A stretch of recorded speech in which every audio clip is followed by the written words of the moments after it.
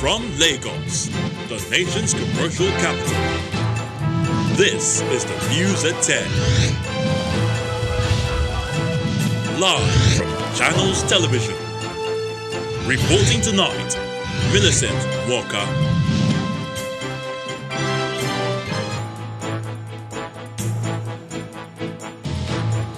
Hello and welcome. National Assembly prioritizes security. Senate to summon police authorities to brief lawmakers on community policing as House of Representatives asks President Buhari to support security agencies. Borno State Governor Babagana Zulum advocates a combination of military and political solutions to combat terrorism and insurgency in the northeast. Federal government confirms 48 deaths from Lassa fever out of 258 cases, offers assurance of coronavirus alert. And US President Donald Trump presents his Middle East peace plan, proposes a two-state solution with Jerusalem as Israel's undivided capital. Plus, we have business, sports and later international news from our London studios. On business news tonight, United States Agency for International Development sets to invest $60 million in Nigeria's agriculture sector. And on sports news tonight, defending champion Novak Djokovic sets up a 50th career meeting with fierce rival Roger Federer after reaching the Australian Open semi-finals. And from Abuja, court reduces the bail conditions earlier imposed on former chairman of a defunct pension reform tax team, Abdul Rashid Maina.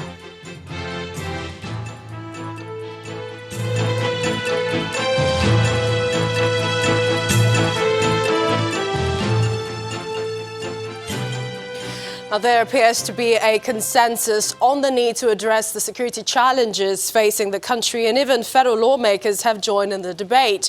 The lawmakers, who resumed after a 5-week break, are already reeling out plans on how the security challenge can be tackled. And the nation is not leaving anything to chance when it comes to communicable diseases, whether it is the locally transmitted Lassa fever or the raging coronavirus. More so when the country has lost 41 lives to Lassa fever.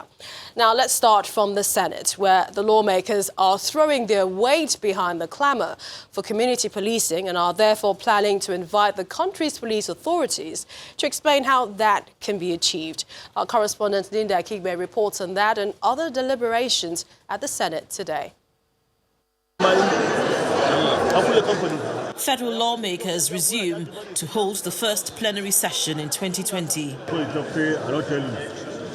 Inside the Senate chamber is warm greetings among colleagues, some of whom are seeing each other for the first time this year.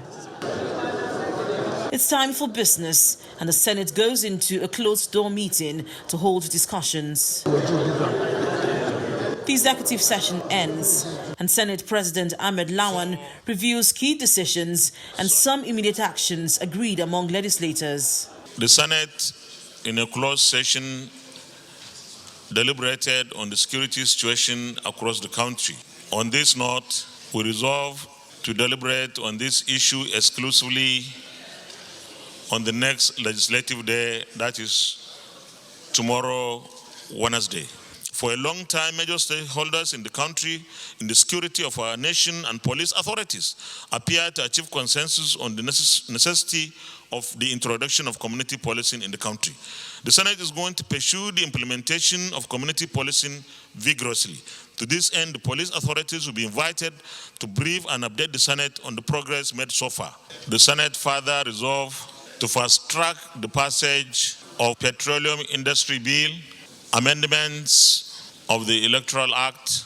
The Senate President reads a letter from President Buhari over the composition of the board of the Niger Delta Development Commission, NDDC. President Buhari had ordered for a forensic investigation of the NDDC after persistent reports of corruption in the commission. He also sets up an interim committee to handle the affairs of the board after sending the names of board members to the Senate for confirmation.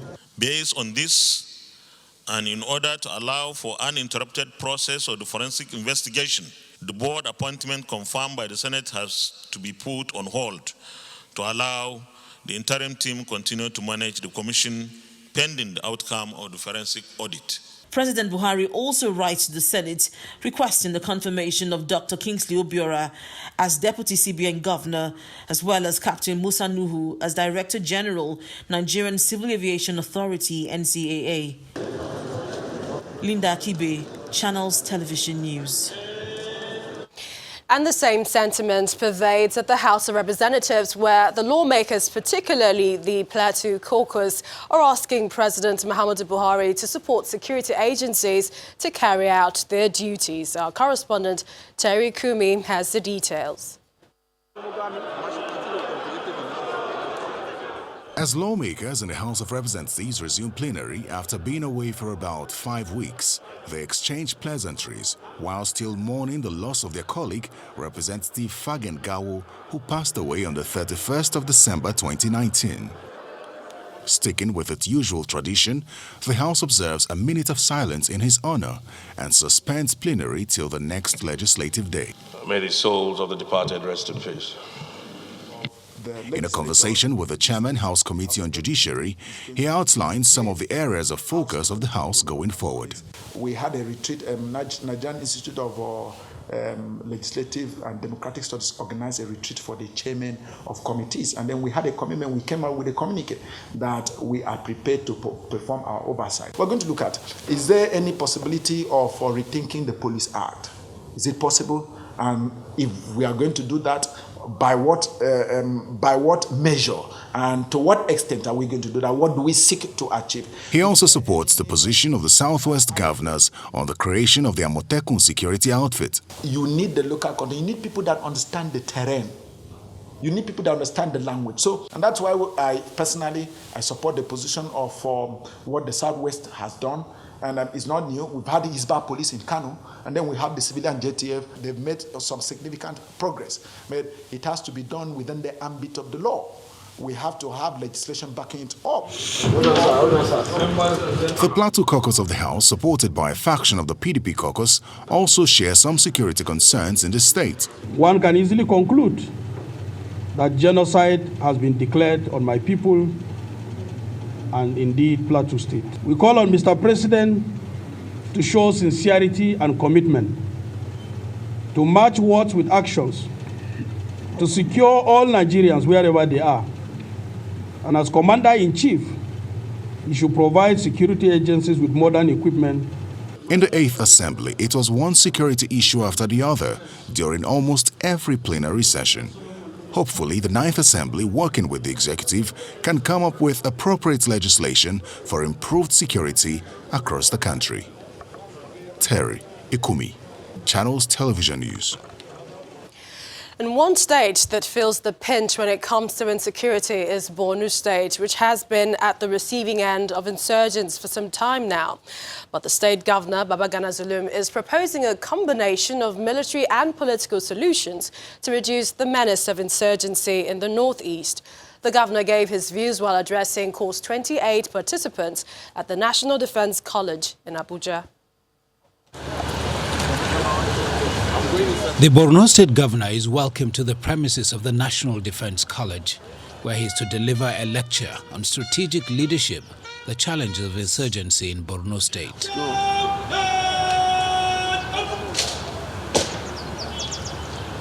From the inspection of the quarter guard, the governor goes straight to deliver his lecture.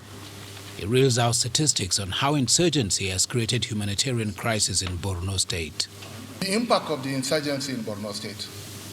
The Boko Haram insurgency has triggered acute humanitarian and post-displacement crisis with devastating social and political impacts on the population, further deepening fragility and poverty in the northeast sub-region. The outcome of the recovery of peace-building assessment by the World Bank, EU and UN revealed that about 956,435 units of houses were destroyed by Boko Haram in Borno State, amounting to about 30% of the total housing population in the state.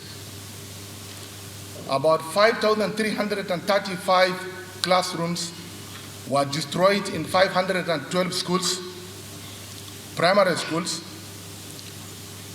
38 secondary schools, and indeed 2 higher institutions in the state. The governor identifies corruption, illiteracy and drug abuse as some of the factors propelling insurgency as he proffers solution on how to curb the menace. Because we want to address the root causes of the insurgency, which are not limited to endemic poverty, pervasive illiteracy, poor social and economic outcome, poor social inequalities, drug abuse, climate change, environmental degradation, among others. And therefore, in order to address the root causes of the insurgency, we must create jobs. The lecture, which is part of the requirement for participants at the National Defense College, is aimed at knowledge sharing with a view to addressing the nation's security challenges.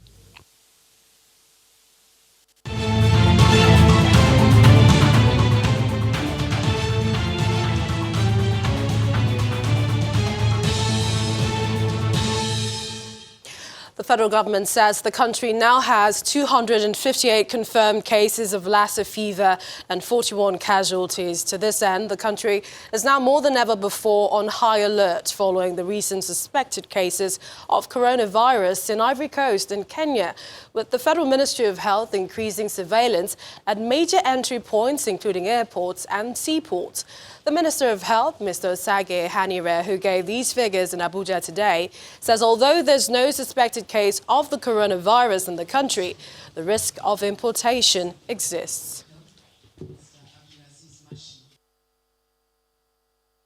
Considering the possibility of importation of the coronavirus to Nigeria, the Federal Ministry of Health is working with relevant ministries and agencies to strengthen surveillance, preparedness, and response to public health emergencies at our various points of entry. Bearing in mind that air travelers, rather than land border crossers, are more likely carriers of this type of virus, attention will focus largely on our 5 international airports. The Port Health Services of the Federal Ministry of Health is the responsible public health authority at international points of entry, which are airports, seaports, and land borders. And Port Health Service is currently implementing measures at these points to forestall importation of the coronavirus to Nigeria. This briefing is necessary, first as an advisory to the population, and secondly, to be able to counter a lot of disinformation and misinformation circulating in social media and also in other forms of conversations and reports. Meanwhile, even as the coronavirus continues to spread rapidly, the World Health Organization and the International Civil Aviation Organization do not recommend travel bans. That's coming from the General Manager, Aeromedical Standards at the Nigeria Civil Aviation Authority, Dr. Wilfred Haggai. He insists that travel bans may not be the best way to stop the spread of a contagious disease like this, but passengers must also remain vigilant while traveling.